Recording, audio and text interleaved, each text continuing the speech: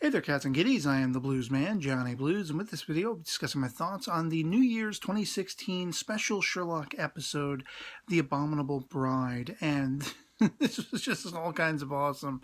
I absolutely thoroughly loved this. There were certain aspects of it. I mean, it was like a Christmas present, a gift of so many different aspects of Sherlock Holmes that you find in other formats, whether in print, whether in televised serials, other sort of films and things of that nature.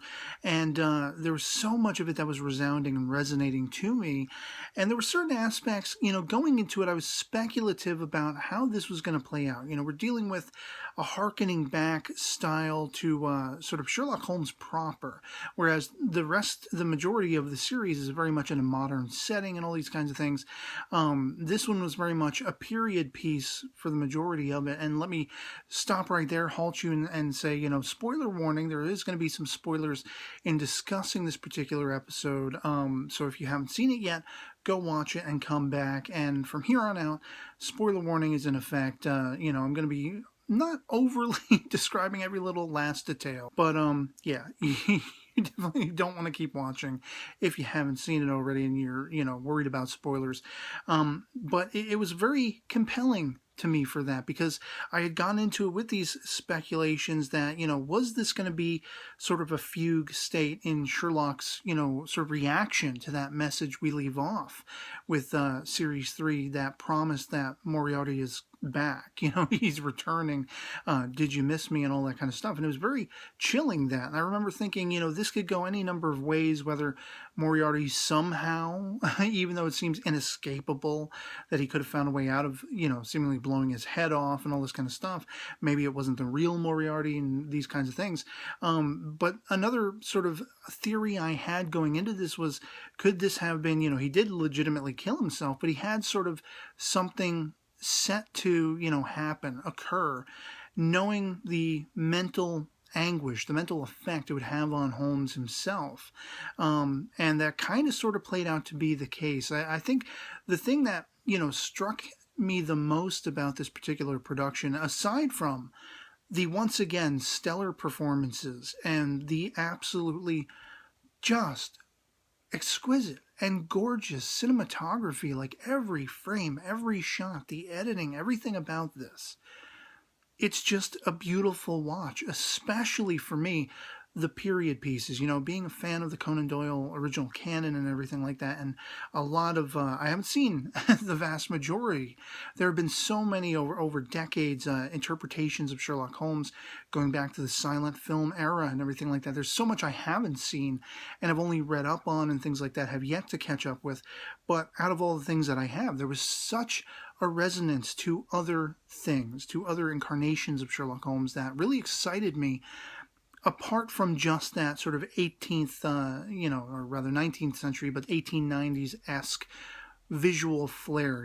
I mean, that really drew me in from the get-go. And I know there are some people probably who had issues with that because they're much more used to and, a fan of the modern sense, the sort of, living in the present day, Sherlock and Watson, Benedict Cumberbatch and Martin Freeman, just once again, being pitch perfect. And one thing I want to say about them from the get-go is I like that sort of the grain that carries you through the entirety of this is, once again, that relationship dynamic. I mean, by the end, even within Sherlock's own mind, we find that all of this is in his mind palace, and he's piecing together in reaction to that message from Moriarty, did you miss me? I'm back, I'm returning.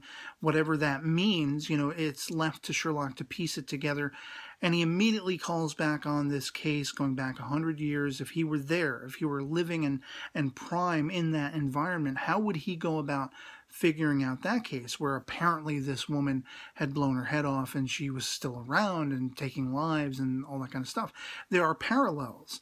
And the performances and the idea that even within, Sherlock's own mind, for Watson to be his closest confidant, his saving grace, I mean, by the end, by that final sequence, you see that's very literal.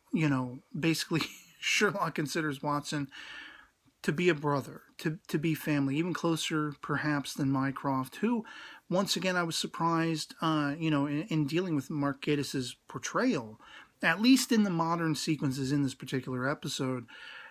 It was very abundantly apparent to me that Mycroft, in his own strange way, is concerned for Sherlock's well-being as well. And to see that this very sort of disconnected, disenchanted individual, who even has an adversarial quality with his own brother, would have this deep-seated concern. It's a genuine concern.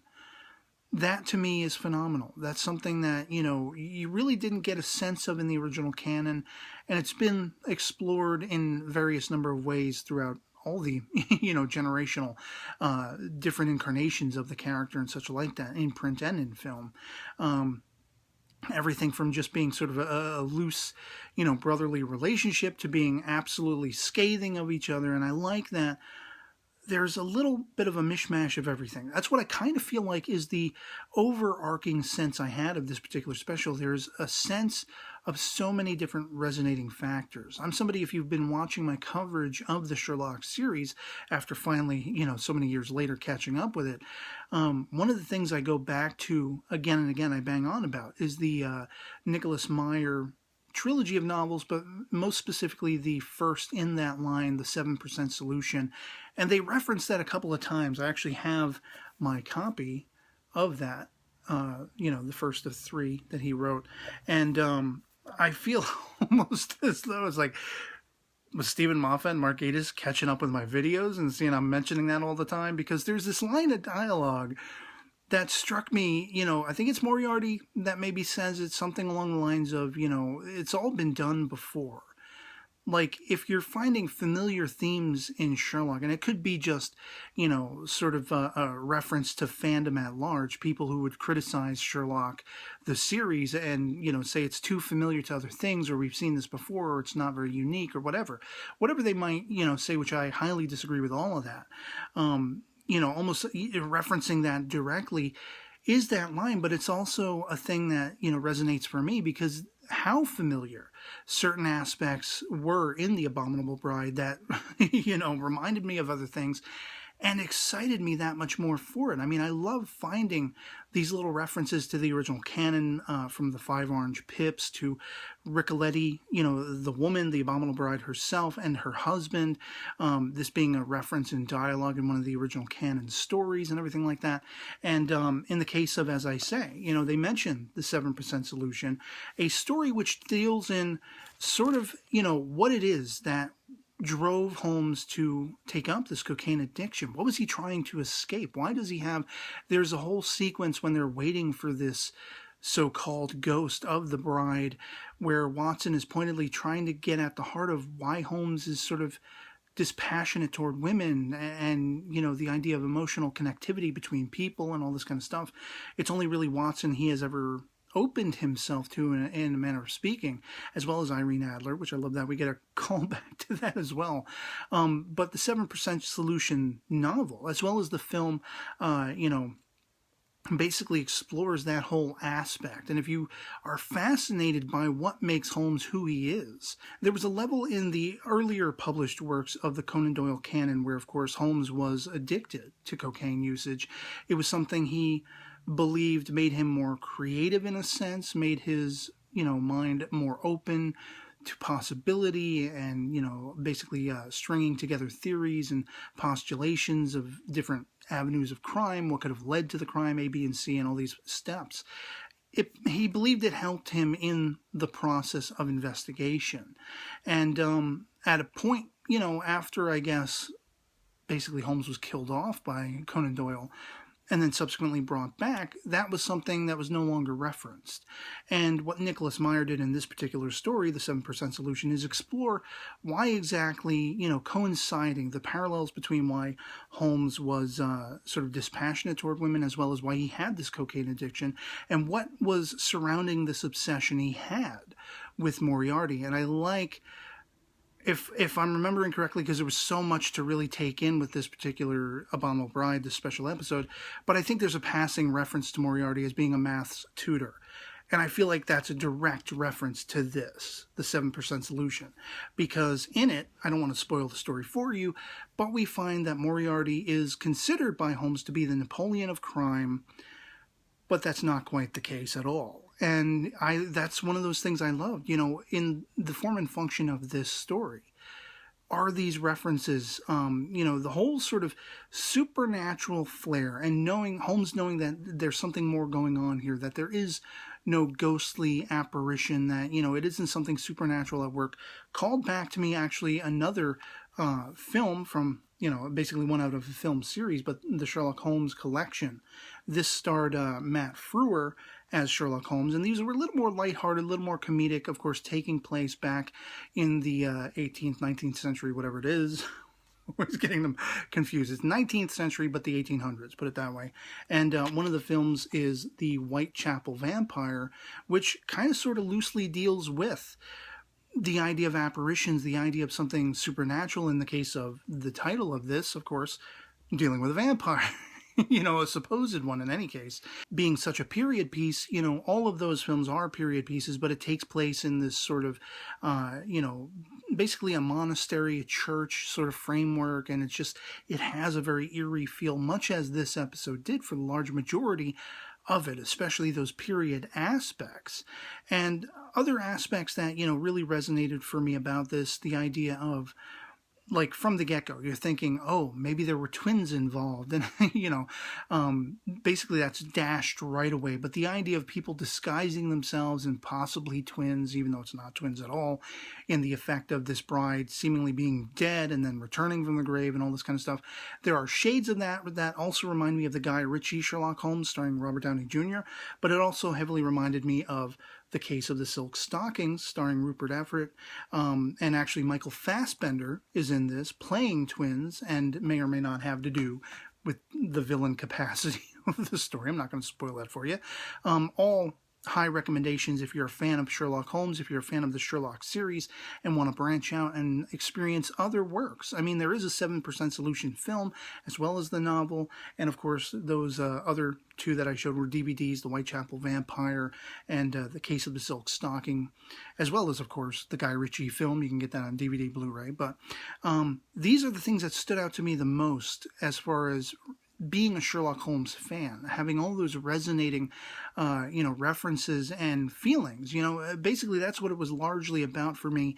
The emotion of it, the sort of momentum of it, and all of these references, it was more about feeling the recognition, rather than actually sort of logistically thinking of it, and recognizing it and being critical about it, which I think too many people do. This series is based on the original works of Conan Doyle, but it loosely adapts them and it reworks them, and it does it in a very sort of unique and, at least for me, compelling way. So I find it hard to believe, for me personally, to be as astounded as I'm left after watching the series, the first 3 series of Sherlock, watching this episode, that people are gonna actually have that reaction, oh, this has been done before, we've seen this before, yada yada. Get off your high horse. It was enjoyable as all hell. And when you get to the story proper, the idea of, again, the compelling and intriguing nature of Sherlock sort of, diving into his mind palace, but the cruel reality of what sent him there. The exploration of that addictive part of his persona, that part of his nature. It's heart-wrenching, and it's heartbreaking, and it's equally compelling and fascinating, because all of this experience, all of this past sort of, period setting display, it's all, there are aspects of the actual here and now for Sherlock himself, the present day, bleeding through.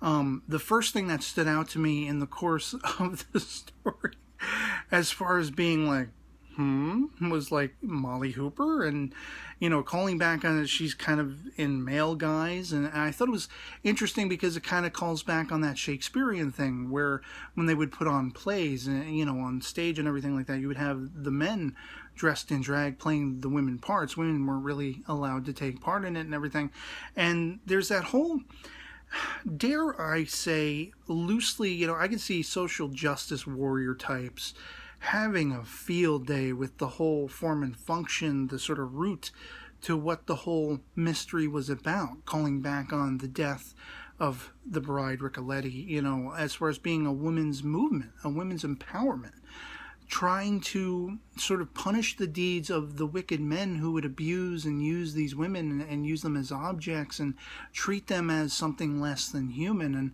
I found that all very compelling because I'm the product myself in the real world of abuse by my biological father, and my mother was, and it's something that drives me mad personally. You know, any man that would raise an arm to a child or to a woman, but I don't ever sort of believe that women are the fairer sex in that they're weaker or they're incapable, which that's very much sort of the root basis of this movement that saw the bride Ricoletti punishing her husband, punishing the man who kind of, you know, made her his mistress, if you will, or at least, you know, his actual wife, would have seemed to have been involved per Sherlock's own, you know, divining of what all that meant. And very much Molly Hooper being sort of in this period setting, the foot in the door, if you will,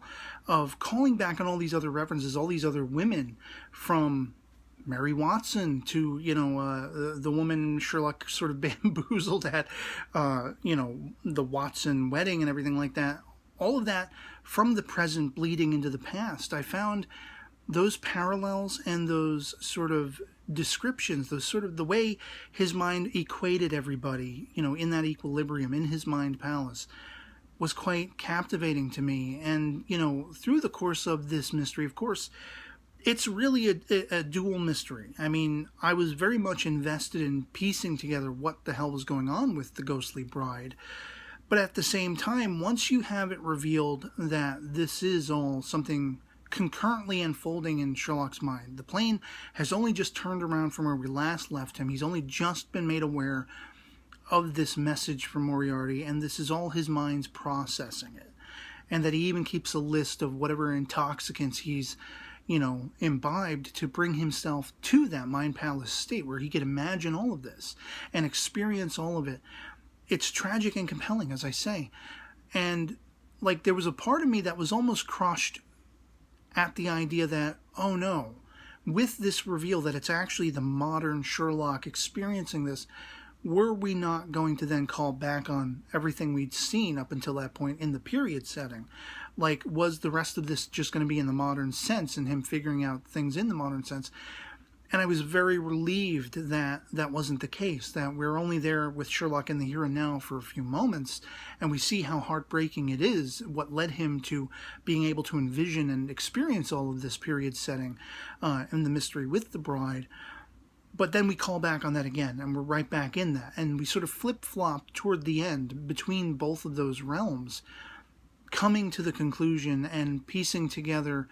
You know, it's basically Holmes trying to wrap his mind around, how could Moriarty be back? Could he have faked his death somehow?